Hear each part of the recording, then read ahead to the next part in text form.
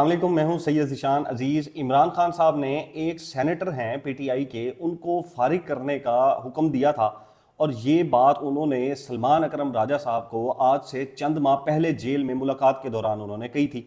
अब इमरान खान साहब ने एक सेनेटर का नाम लेकर का कहा था सलमान अकरम राजा साहब को कि आप इनको जाकर सेनेटरशिप से फारिग करें, इनको कहें कि इस्तीफ़ा दें या आप इनको पार्टी रुकनीत भी इनकी मनसूख करें और मुझे ये जो शख्सियत है ये अब मजीद अपनी पार्टी के अंदर नहीं चाहिए। अब ये बात उन्होंने सलमान अकरम राजा साहब को आज से चंद माह पहले कही, लेकिन इसके ऊपर अमल नहीं हुआ। उसके बाद अभी जो मेरे जराए हैं वो ये बताते हैं कि जब सलमान सफदर साहब इमरान खान साहब की आंख के मामले में जेल के अंदर उनसे मुलाकात करने गए, तब इमरान खान साहब ने सलमान जो सफदर साहब हैं उनसे ये पूछा कि मैंने एक सेनेटर के बारे में कहा था सलमान अकरम राजा साहब को कि इसको फारिग करें और इसको निकाल दें आप, तो क्या वो सेनेटर को निकाल दिया गया है या नहीं निकाला गया?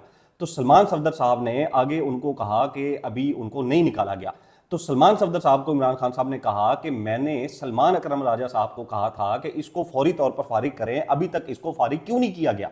जब मैंने कहा है कि इसको आप निकाल दें पार्टी में से और सेनेटरशिप में से भी आप इसको निकाल दें, तो फिर मेरी बात अभी तक क्यों नहीं मानी गई? और ये बात आप सलमान अकरम राजा साहब को पहुंचा दें, उनसे पूछें कि क्यों नहीं निकाला गया। अब ये वो शख्सियत हैं जिनको पार्टी के अंदर लाना, फिर उसके बाद इस शख्सियत को सेनेटरशिप देना, इनके जिम्मे एक काम था। इमरान खान साहब ने इनको एक टास्क दिया हुआ था कि आपने सिर्फ इस एक टास्क के ऊपर काम करना है, इसके अलावा आपका कोई काम नहीं है। उससे पहले वो मीडिया के ऊपर तर्जमानी भी करती रही शख्सियत वो, और उसके बाद वो शख्सियत जो है वो अडियाला भी बहुत ज़्यादा जो है वो आया जाया करती थी। तो इमरान खान साहब ने अब उनसे तंग आकर, क्योंकि उनसे वो एक काम नहीं हुआ, तो अब ये कहा उन्होंने सलमान अकरम राजा साहब को चंद महीने पहले कि आप इस शख्सियत को फारिग करें। इनके जिम्मे एक काम था, इनसे वो भी काम नहीं हुआ। उससे पहले उन शख्सियत को मीडिया के ऊपर आने के ऊपर भी पाबंदी लगाई गई थी इमरान खान साहब की तरफ से कि अब आपने मीडिया पर नहीं आना, आपने मेरी तरफ से कोई स्टेटमेंट नहीं देनी या किसी भी और शख्सियत की तरफ से कोई स्टेटमेंट नहीं देनी, आपने मीडिया पर नहीं आना, मीडिया पर आपने कोई बयानबाजी नहीं करनी है। अब ये मेरी एक खबर है और ये मेरी जो जराए हैं उन्होंने मुझे ये खबर जो है वो बड़ी पक्की खबर दी है। अब सलमान अकरम राजा साहब जो है वो इसकी तस्दीक भी कर सकते हैं और वो इसकी जो है वो बता सकते हैं कि उनको किस सेनेटर के बारे में कहा गया या उनको इमरान खान साहब ने ऐसा कोई जो है वो काम करने का कहा भी है या नहीं कहा। ये सलमान अकरम राजा साहब जो है वो उसकी तरदीद करना चाहें इसकी तरदीद कर दें, या इसकी तस्दीक करना चाहें तो इसकी तस्दीक भी वो कर सकते हैं।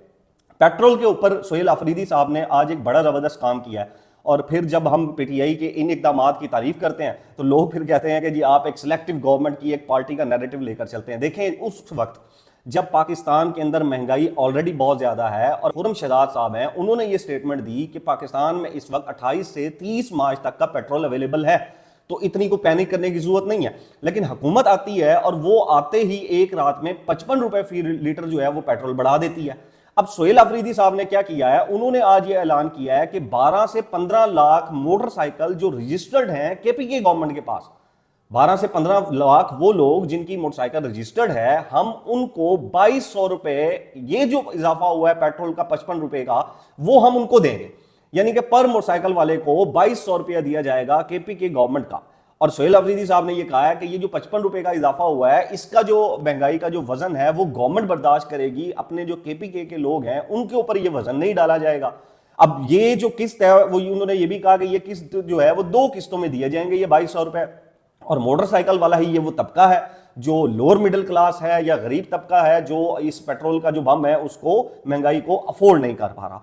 अब ये जो पेट्रोल है इसके अंदर एक रात में अरबों रुपए की दिहाड़ी लगी है और अब तक ये दिहाड़ी जो है वो लग रही है। दिहाड़ी में इसको क्यों कह रहा हूं, देखें, पेट्रोल पुराने रेट के ऊपर खरीदा गया, पुराने रेट के ऊपर परचेज किया गया और पेट्रोल पंप्स वालों के पास भी जो पेट्रोल था पुराना वो अवेलेबल था।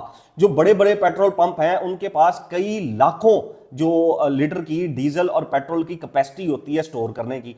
अब जब एक रात पे 55 रुपए बढ़ा दिया गया और उससे पहले भी पैसे बढ़ाए गए, तो आप उसको मल्टीप्लाई करें कि एक पेट्रोल पंप वाला एक ही रात में करोड़ों रुपए के प्रॉफिट में चला गया।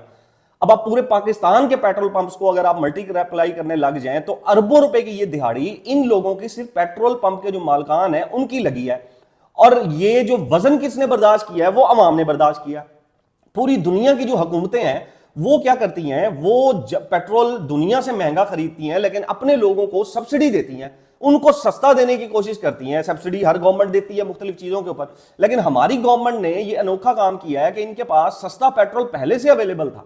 हमने पहले ही सस्ता पेट्रोल, हमारे पास 28-30 दिनों का अवेलेबल था, हमने वो सस्ता पेट्रोल अपने लोगों को महंगा करके भेज दिया है।